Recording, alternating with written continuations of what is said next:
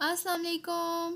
मेरा नेम साजिद तारिक है और आप देख रहे हैं पाक स्टडी 301 लेक्चर नंबर 12। उम्मीद करती हूँ आप सब लोग बिल्कुल खैरियत से होंगे। अगर आप चैनल पर न्यू हैं तो चैनल तो सब्सक्राइब करना बनता है और फीडबैक मुझे स्टूडेंट्स लाजमी दीजिएगा कि आपको लेक्चर कैसा लगा है। बिना टाइम वेस्ट किए हम अपना आज का लेक्चर स्टार्ट करते हैं और मैं साथ साथ आपको बताती जाऊँगी कि जो भी इसमें यहाँ पर MCQs बन सकते हैं, शॉर्ट क्वेश्चन बन सकते हैं, किस तरह से आएंगे, तो वो मैं आपको साथ साथ गाइड करती जाऊँगी। तो लेक्चर को कम्प्लीट एंड तक लाजमी देखिएगा। Major political developments in 1945-46, political situation in 1940। मैं इसको साथ साथ हाईलाइट भी करती जाऊंगी जो जो हम रीड आउट करेंगे आज। अब मेजर जो पेशरफ थी, अहम सियासी पेशरफ थी जो 1945 में 46 तक रही, सियासी सूरत हाल थी जो 1945 में, तो वो क्या थी, तो उसको हम फर्दर आज डिटेल से रीड आउट कर लेंगे। During the World War II, the British sought India military cooperation and offered political constitutional changes after the war. जंग अज़ीम के दौरान अंग्रेज़ों ने हिंदुस्तानी फौजी तावन की कोशिश की और जंग के बाद सियासी और आइनी तब्दीलियाँ पेश कीं। They desired to expand the Viceroy Executive Council। वो वसराय एग्जेक्टिव काउंसिल को बढ़ाना चाहते थे। Lord war Lord Wavell arranged Shimla Conference during the June-July 1945 in which all the political parties participated by sending their representatives। Lord Wavell ने जून जुलाई 1945 के दौरान Shimla conference का एहतमाम किया जिसमें तमाम सियासी जमातों ने अपने नुमाइंदे भेजकर शिरकत की। यहाँ पर ये आप लोगों का MCQs बनकर आता है कि शिमला कॉन्फ्रेंस कब हुई थी, तो जून जुलाई 1945 के दरमियान उन्होंने एहतमाम किया था शिमला कॉन्फ्रेंस का। यहाँ आप लोगों का MCQs आता है। Jinnah and Abdul Kalam Azad represented the Muslim League and Congress respectively. Jinnah और अब्दुल कलाम आज़ाद ने बिलतरतीब मुस्लिम लीग ML और कांग्रेस की नुमाइंदगी की। Maulana Azad claimed Congress as sole representative party of all the people living in India. Maulana Azad ने कांग्रेस को हिंदुस्तान में बसने वाले तमाम लोगों के वाहिद नुमाइंदा जमात होने का दावा किया। जीना considered the ML the only political party of the Indian Muslim and on this the ML had right to appointed Muslim members to the council। जिन्हों ने ML को हिंदुस्तानी मुसलमानों की वाहिद सियासी जमात समझा और इस पर ML को कौंसिल में मुस्लिम मेंबरों की तकरीरी का हक हासिल जो था, उनको हक दिया कि वो हक उनको हासिल था। ठीक है। The issue could not be dissolve and the difference between the ML and the Congress increased. अब इस मसले को तहलील नहीं किया जा सकता था, ख़त्म नहीं किया जा सकता था और ML और कांग्रेस के माबीन इख्तलाफात बढ़ गए। उसके बाद इलेक्शन 1945 to 46 जो इलेक्शंस हुए वो क्या थे, यहाँ पर इसके ये पॉइंट्स जो से हैं वो इम्पोर्टेंट हैं, ये आप लोग लाजमी तौर पर कीजिएगा। इंतखाबात 1945 to 46 जो थे वो क्या है। Lord Wavell announce the elections in August 1945। He visited England and after the consultations he presented the new political steps. Lord Wavell ने अगस्त 1945 में इंतखाबात का ऐलान किया। उन्होंने इंग्लैंड का दौरा किया और मशावरत के बाद उन्होंने नए सियासी इकदाम पेश किए। अब वो इकदाम क्या थे। Self government with the cooperation of Indian leaders के हिंदुस्तानी रहनुमाओं की तावन से खुद हुकूमत हो। New elections in the winter, मौसम सरमा में नए इंतखाबात हो। Provincial governments in the provinces, सूबों में सूबाई हुकूमतें हों। Constitutional assembly to be convened, the basis of the constitution making was to be settled. आइनी असम्बली बुलाई जाए, आइन साज की बुनियाद को तय करना है। Executive council to be set up, it will have the representation of the major parties. Executive council का क़याम अमल में लाया जाए, इसमें बड़ी जमातों के नुमाइंदगी होगी। अच्छा स्टूडेंट्स, आप लोगों ने यहाँ पर रट्टा नहीं लगाना है। मैं अपने हर लेक्चर में और अपने हर स्टूडेंट को यही एडवाइस करती हूँ कि आप लोग रट्टा ना लगाया करें, लेक्चर्स देखा करें, अपना कॉन्सेप्ट क्लियर किया करें क्योंकि आपको अगर कॉन्सेप्ट क्लियर होता है कि एक लेक्चर में, एक क्वेश्चन में, लॉन्ग क्वेश्चन में क्या चीज़ आई की है, क्या डिस्कस किया गया है, क्या हुआ था हिस्ट्री में, तो वो चीज़ अगर आप लोगों की कॉन्सेप्ट क्लियर है तो आपके सामने अगर शॉर्ट क्वेश्चन भी आ जाता है, लॉन्ग क्वेश्चन भी आ जाता है, तो वो आप लोग अपनी वर्डिंग में भी कर सकते हैं। किसी ने नहीं कहा कि आप लोग रट्टा लगाएं। हाँ, जो कायदे आज़म के कोट्स आते हैं और जो इंपॉर्टेंट पॉइंट्स आते हैं उनको ज़रूर आप लोग रट्टा लगा के बेशक याद करें, लेकिन जो जिस तरह से ये इस तरह डेफिनेशंस आ जाती हैं तो इनको आप लोग रट्टा ना लगाया करें, जस्ट अपना कॉन्सेप्ट क्लियर किया करें और अपनी वर्डिंग में लिखा करें। इलेक्शंस, अब इलेक्शंस जो थे, इंतखाबात जो हुए वो क्या हुए थे? The ML's stand was very clear. ML का मौक़िफ़ बिल्कुल वाज़िया था। The ML is the sole representative of the Muslims. एक minute, the ML is the sole representative of the Muslims and the Pakistan its ultimate goal. ML का मौक़िफ़ बिल्कुल वाज़िया था, यानी ML मुसलमानों का वाहिद नुमाइंदा है और पाकिस्तान इसका हतमा मकसद है। The ML launched the massive campaign for this destination. ML ने इन मकामात के लिए बड़ी पैमाने पर मुहिम का आगाज़ किया। The Islamic Soldiers became massively popular in this way. The struggle for the establishment of Pakistan was motivated on basis of Islam. ML ने इन मकामात के लिए बड़े पैमाने पर मुहिम का जैसे कि आगाज़ कर दिया था। इस्लामी नारे बड़े पैमाने पर कबूल हुए। इस तरह से क़याम पाकिस्तान के लिए जद्दोजहद को इस्लाम की बुनियाद पर ही कार फरमा किया गया। The role of students was also prominent during the political drive. अब सियासी मुहिम के दौरान तलबा का किरदार भी नुमाया था। On the other hand the Congress put the slogan of independence from British in the shape of undivided India before the Hindu nation. दूसरी तरफ कांग्रेस ने हिंदू कौम के सामने गैर मुनक़सिम हिंदुस्तानी की शक्ल में अंग्रेज़ से आज़ादी का नारा लगवाया। They proclaimed that their stand was for all the Indian communities. हिंदुस्तानी बरादरी का उन्होंने ऐलान किया कि इनका मौक़िफ़ सबके लिए हिंदुस्तानी बरादरी है। इन दिसंबर 1945 the elections of the central legislature were held and the ML won all 30 Muslim seats. The Congress won 57 seats. ये आप लोग के MCQs बनकर आता होता है कि मुसलमानों ने कितनी सीट्स थी, तो 30 सीट्स थी कांग्रेस की और यहाँ पर 57 सीट्स थी। दिसंबर 1945 में मरकज़ी मुकन्ना के इंतखाबात हुए और ML मुस्लिम नशिस्तें जो थी वो 30 जीत गई थी और कांग्रेस ने 57 नशिस्तों पर कामयाबी हासिल की थी। तो ये आप लोग MCQs भी बनकर आता होता है कि मुसलमानों ने कितनी जीती थी सीटें, तो 30 सीटें थी और कांग्रेस ने जो सीटें जीती थी वो 57 सीट्स थी। प्रोविंशियल इलेक्शंस फरवरी 1946। अब सूबाई इंतखाबात जो थे 1946 के वो क्या थे?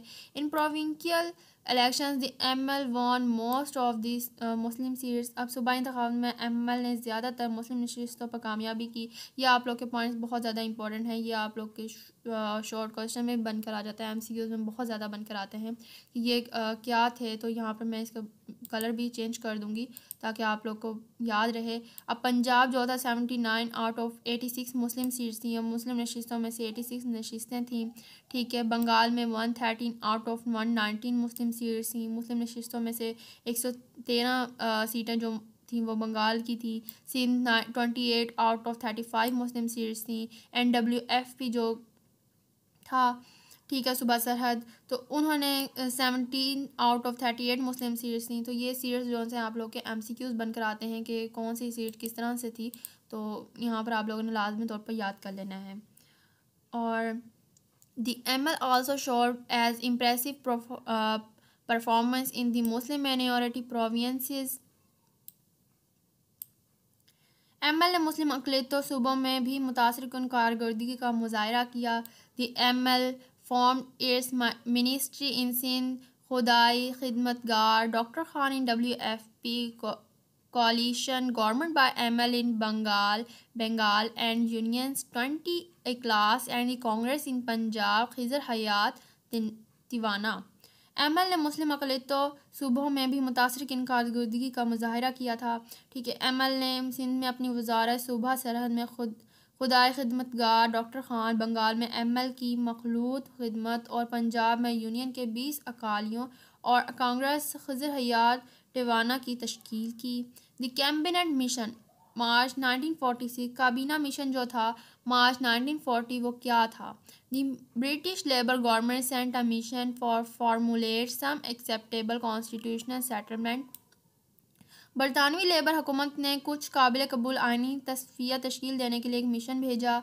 Sir Pethick Lawrence Stafford Cripps and A V Alexander deliberated with the governors, members of the executive council, and then the Indian political leaders on different proposals. Sir Pethick Lawrence Stafford Cripps और A V एग्जेक्टिव ने governor's executive council के मेंबरान और फिर हिंदुस्तानी सियासी रहनुमाओं से मुख्तलिफ तजावीज़ पर तबादला ख्याल किया। Maulana Azad as the president of the Congress tried to establish federal government and Jinnah repeated the two nation theory as the universal reality. Congress के सदर की हैसियत से मौलाना आज़ाद ने वफाकी हुकूमत के क़याम पर जोर दिया और जिन्ना ने दो कौमी नज़रिए को आलमी हकीकत के तौर पर दोहराया। On April 1946 all the newly elected Muslim members pledged in the Delhi Convention to shatter the Hindu dream of United India। 19 अप्रैल 1946 को तमाम नौ मुंतखब मुस्लिम अरकान ने दिल्ली कन्वेंशन में मुत्तहिदा हिंदुस्तान के हिंदू ख्वाब को चकनाचूर करने का अहद किया था, वादा कर लिया था, यानी कि मंसूबा अपना बरकरार कर लिया था। In the second Shimla conference में 1946 the ML wish to legislative assemblies while anti ML political parties favour strong centre. दूसरी शिमला कॉन्फ्रेंस 15 मई 1946 में एमएल ने दो कानून साज असम्बलियों की ख्वाहिश का इजहार किया, जबकि एमएल मुखालिफ सियासी जमातों मजबूत मरकज़ की हामी थी।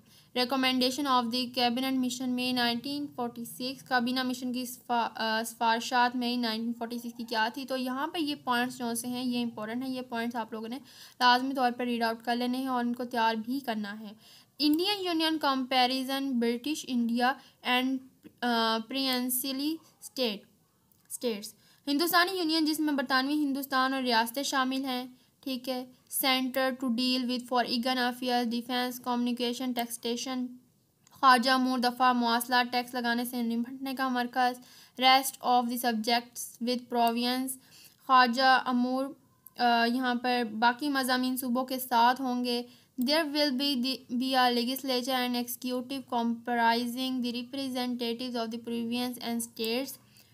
यहाँ एक मुकन्ना और एग्जेक्टिव होगा जिसमें सूबों और रियासतों की नुमाइंदगी होंगी।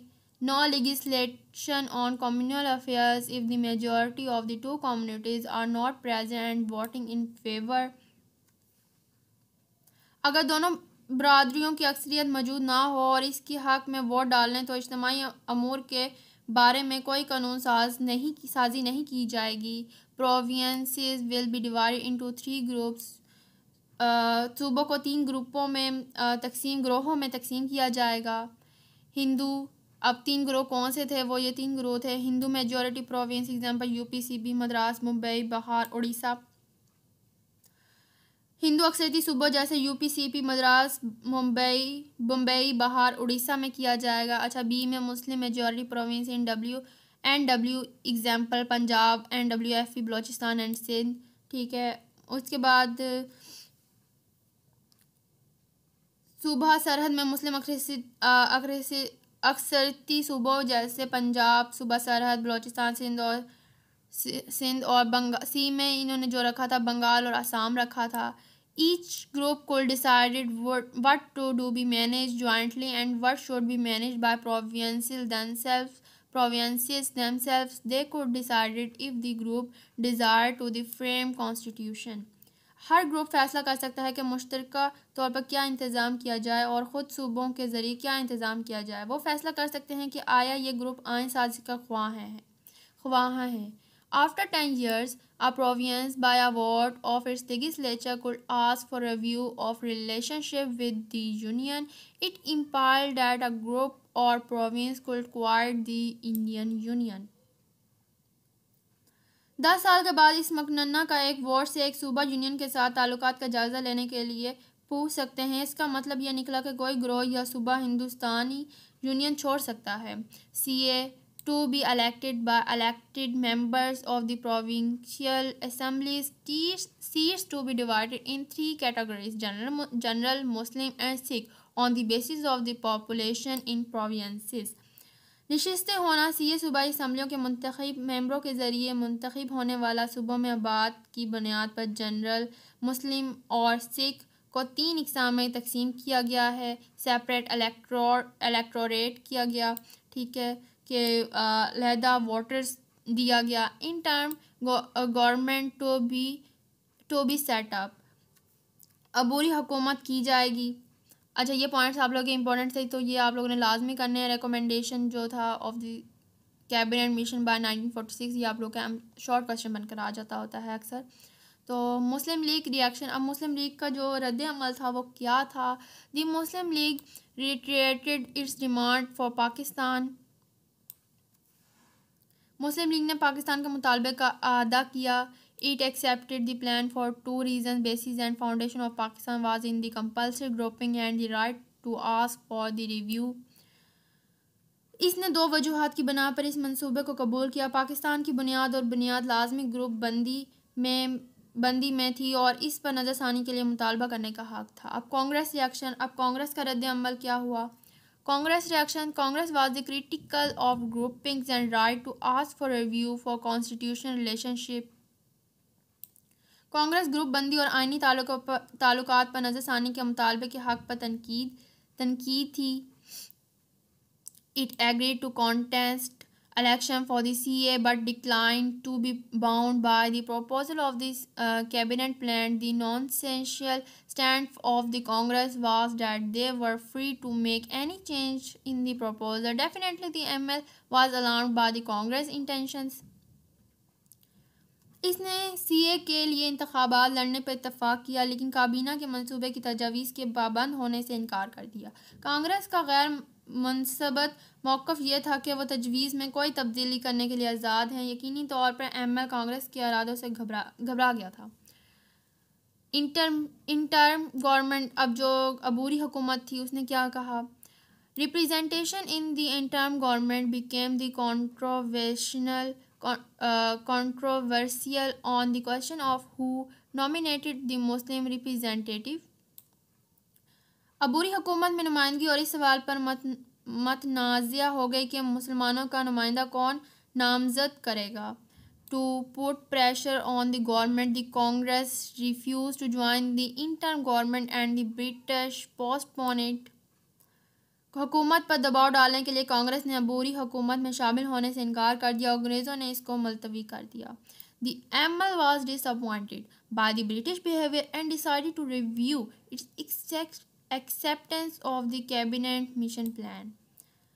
ML बरतानवी तर्ज अमल से मायूस हुआ और इसने काबीना मिशन प्लान की मंजूरी पर नज़रसानी करने का फ़ैसला किया।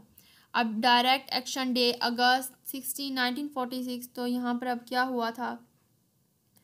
अब बराह रास्त एक्शन डे, अब बराह रास्त जो एक्शन डे था वहाँ पर क्या हुआ? दी ML timely coercive political strategy brought the Congress on table with British. ML की बरवक्त सख्त सियासी हुकूमत अमली से कांग्रेस अंग्रेज़ के साथ मेज़ पर आ गई। The interim government was formed under the Nehru on September 2, 1946 and ML stayed away 19। यहाँ पर अबूरी हुकूमत जो 2 सितंबर 1946 को नेहरू के तहत तश्कील दी गई और ML दूर रहा, वो इसमें 25 अक्टूबर 1946 को शामिल हुआ। They join it October 25 to 46। Liaquat Ali Khan थे उसमें, ठीक है, और सरदार अब्दुल रब निश्तर थे। यह आप लोग के शॉर्ट क्वेश्चन बनकर आ जाता है कि नेहरू रिपोर्ट में जो लोग थे उन्होंने पार्टिसिपेट किया, तो कौन कौन से लोग थे? तो इन लोगों ने ज्वाइन किया था। राजा गजनफर अली थे, चंदीगढ़ थे, ठीक है, J.N. Mandal. There